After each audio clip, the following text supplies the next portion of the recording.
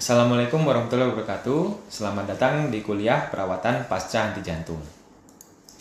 Setelah kita melakukan resusitasi kepada pasien dan pasien sudah kembali ke sirkulasi spontan, ada beberapa hal yang harus kita evaluasi dan tata laksana.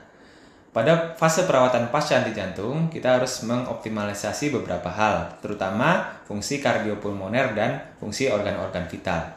Karena pasien yang sudah kembali ke sirkulasi spontan masih mengalami ancaman terjadi henti jantung berulang, bahkan kematian terutama sampai 24 jam pertama. Yang paling sering mengakibatkan kematian adalah disfungsi jantung dan kerusakan otak. Kita perlu mengingat juga bahwa pasien bisa mengalami henti jantung di luar rumah sakit. Jadi kita harus mempersiapkan pasien dalam kondisi yang aman untuk bisa ditransport ke fasilitas yang lebih baik, terutama fasilitas yang menyediakan perawatan intensif lanjutan. Dan di sini kita juga harus bisa mengoptimalisasi dan mencari apakah ada faktor-faktor pencetus henti jantung yang bisa kita identifikasi dan kita tangani segera. Dalam perawatan pasca henti jantung ada beberapa komponen yang perlu kita evaluasi. Yang pertama adalah komponen ventilasi dan oksigenasi. Kemudian hemodinamik, kardiovaskular, neurologi, dan metabolik. Berdasarkan guideline atau panduan AHA tahun 2020, kita membagi menjadi dua fase, yaitu fase stabilisasi awal dan fase manajemen lanjutan. Pada fase stabilisasi awal, ada 3 hal yang harus kita evaluasi dan tata laksana. Yang pertama adalah parameter airway atau jalan napas, yang kedua parameter breathing atau pernapasan, dan yang ketiga parameter sirkulasi atau hemodinamik dari pasien. Masing-masing memiliki target tersendiri. Yang pertama untuk parameter ventilasi dan oksigenasi. Pada pasien-pasien yang telah kembali ke sirkulasi spontan, pada pasien yang koma atau belum terpasang pipa ETT selama resusitasi, maka kita harus memastikan jalan napas aman dengan cara memasang pipa ETT. Kita melakukan pemeriksaan lagi di 5 posisi, di kedua apex, basal paru, dan epigastrium, dan memastikan tidak ada sumbatan di pipa ETT.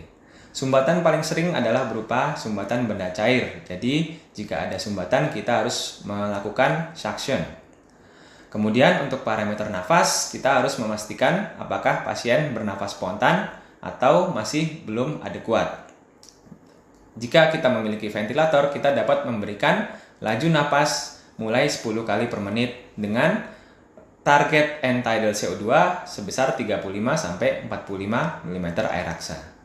Tidal volume yang kita berikan adalah 6-8 cc per kilogram berat badan. Dan FiO2 yang kita berikan cukup untuk mempertahankan saturasi oksigen dengan target 92-98% saja. Tidak perlu kita berikan FiO2 terlalu tinggi karena dapat mengakibatkan toksisitas oksigen.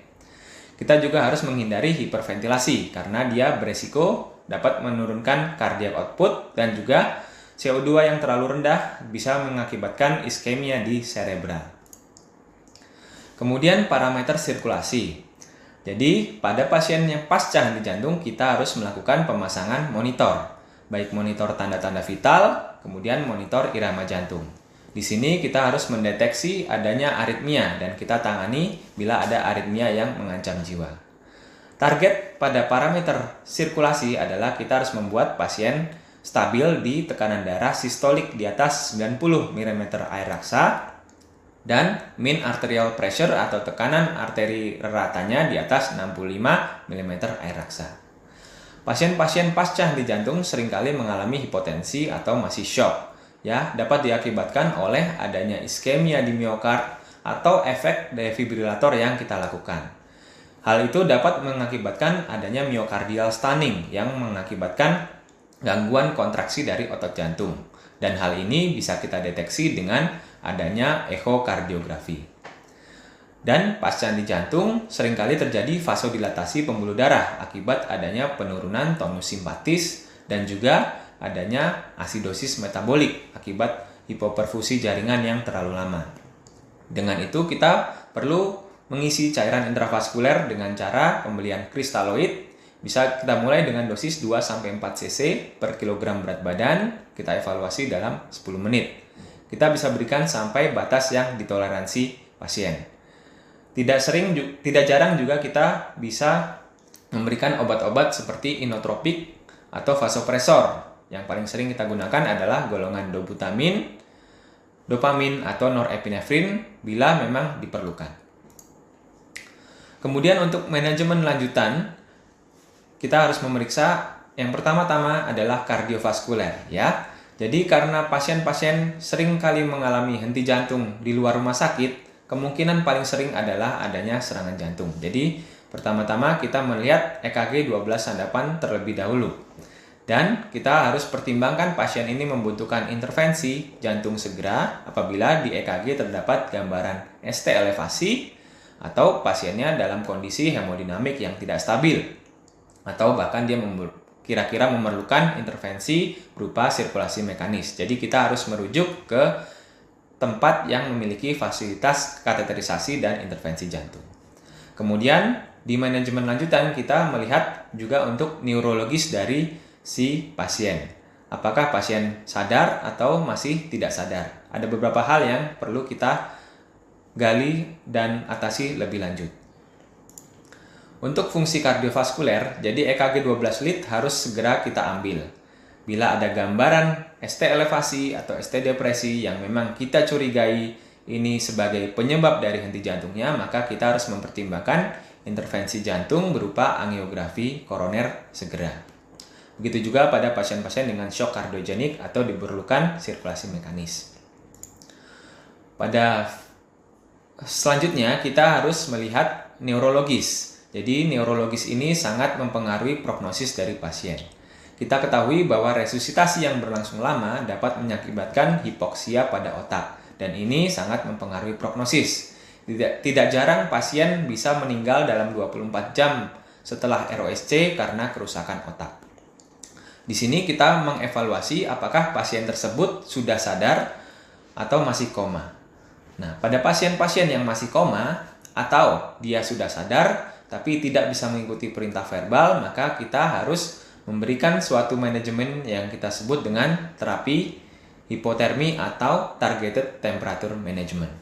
Jadi, pada pasien-pasien yang sudah sadar, kita memeriksa apakah dia bisa mengikuti perintah verbal atau tidak.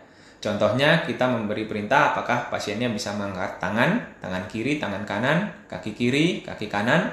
Kalau dia bisa mengikuti perintah verbal, berarti hipoksia otaknya minimal. Tapi jika dia tidak bisa mengikuti perintah atau pasiennya koma, berarti kita harus melakukan terapi hipotermia ini. Kemudian pasien juga kemungkinan bisa memerlukan pemeriksaan tambahan, antara lain CT scan kepala atau elektroensefalografi bila diperlukan. Ini terutama diperlukan untuk pasien-pasien koma untuk mendeteksi adanya kejang. Dan di sini pada pasien-pasien dengan neurologis yang kurang baik, kita konsultasikan juga dengan dokter spesialis saraf. Kemudian untuk targeted temperature management itu sendiri, ini banyak penelitiannya baik pada pasien-pasien yang tadinya mengalami VTVF atau irama asistol, PEA, ini semuanya dapat memperbaiki prognosis pada pasien-pasien yang tidak sadar pasca henti jantung. Di sini kita membuat pasien hipotermi, yaitu kita buat suhu intinya kita buat 32 sampai 36 derajat Celcius selama minimal 24 jam pertama. Dengan cara kita bisa memberikan infus berupa kristaloid NaCl 0,9% yang didinginkan di suhu 4 derajat Celcius, atau kita bisa berikan selimut pendingin, atau kita bisa berikan es batu di lipatan-lipatan kulit pasien. Dan terapi hipotermi ini kita harus lakukan di ICU karena ada beberapa komplikasi yang harus kita antisipasi. Antara lain beresiko munculnya aritmia, timbulnya infeksi, gangguan koagulasi, perdarahan, serta gangguan elektrolit. Setelah mengalami hipotermi selama 24 jam, maka kita akan menghangatkan pasien perlahan-lahan, tapi hati-hati risiko hipertermia. Kemudian yang terakhir kita lakukan adalah kita harus mencari ada tidaknya penyebab henti jantung yang reversibel yang kita tahu dengan singkatan 5H5T ya. Kita harus memeriksa dari klinis pasien apakah ada gambaran-gambaran ini, apakah pasien datang dengan hipoksia, apakah pasien hipovolemi, apakah dia datang dengan nyeri dada misalnya. Kita harus melakukan pemeriksaan fisik yang terarah mencari ada tidaknya gambaran-gambaran misalnya apakah ada gambaran seperti tamponade jantung, trias back, ya. Kemudian apakah ada kelainan-kelainan pada pemeriksaan penunjang, ya. EKG 12 lead untuk mendeteksi terutama adanya trombosis koroner. Kemudian analisa gas darah, kita harus mendeteksi adanya asidosis metabolik yang jika ada asidosis metabolik berat maka harus dikoreksi karena bisa mengakibatkan henti jantung yang berulang. Gangguan elektrolit yang harus kita antisipasi adalah hipo atau hiperkalemi, di mana kita harus juga melakukan koreksi. Ya, hipokalemi bisa kita berikan terapi berupa infus KCl, hiperkalemi kita bisa berikan terapi berupa infus drip atau pemberian bolus insulin, kemudian dextrose 40% dan juga pemberian CA glukonas, ya. Kemudian dari ronsen toraks kita juga bisa mendeteksi adanya pneumotoraks, adanya gambaran jantung yang membesar, mungkin curiga tamponade jantung, adanya gambaran infark di paru pada emboli paru, adanya komplikasi pasca henti jantung berupa pneumonia, pneumonitis, dan juga kita bisa memastikan posisi ETT yang kita pasang di ronsen toraks. Kita konsultasikan hal-hal yang kita temukan dengan dokter spesialis yang terkait dan pasiennya harus dirawat di ruangan intensif atau ICU. Demikian kuliah perawatan pasca henti jantung. Terima kasih.